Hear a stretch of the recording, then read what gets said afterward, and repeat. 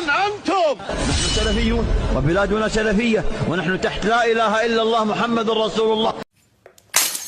Nitasema kwa ufupi kwanza kwamba ni wajibu juu yetu kuifuata njia hii, na njia hii haina mbadala, kwa hiyo hakuna khiari. Kwa lazima mimi nifuate manhaji ya salafu bwana? Kwani nikiwa muislamu wa kawaida tu sitakwenda peponi? Swali litakuja, hiyo kawaida unayokusudia wewe ni ipi? Kwamba muislamu wa kawaida tu, muislamu wa kawaida ni yupi? Kaa utafakari vizuri neno hili kwamba muislamu wa kawaida. Kwani lazima mimi nifuate salafi bwana? Kwani ikiwa muislamu wa kawaida tu, kwa sababu salafi sio muislamu wa kawaida, sio? Sasa kaa utafakari maneno yako, uyapime, uyaweke kwenye mizani, alafu uangalie uzito unachokisema kiko katika sheria. Wewe Uislamu wa kawaida unaokusudia wewe ni upi?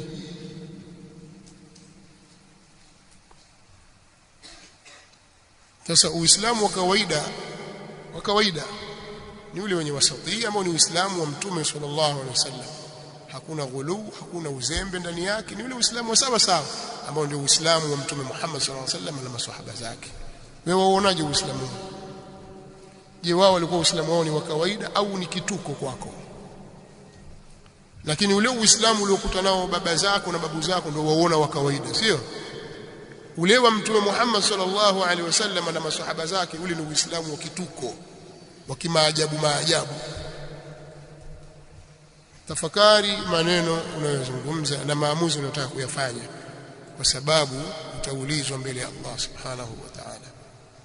Lakini lugha ya ufupi kabisa, hakuna mbadala wa manhaji hii, mfumo huu. Hakuna njia mbadala wala hakuna khiari kwako ya kuchagua kwamba ima nichague huku au huku. Ni lazima kufuata njia aliyoiweka Mtume Muhammad sallallahu alaihi wa alihi wasallam.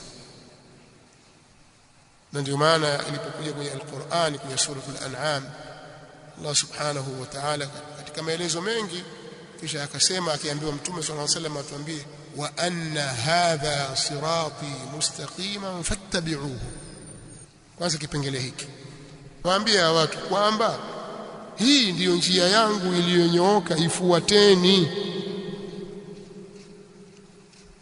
Hiyo ni sehemu ya kwanza. Wala tattabi'u subula fatafarraqa bikum an sabili dhalikum wasaakum bih la'allakum tattaqun.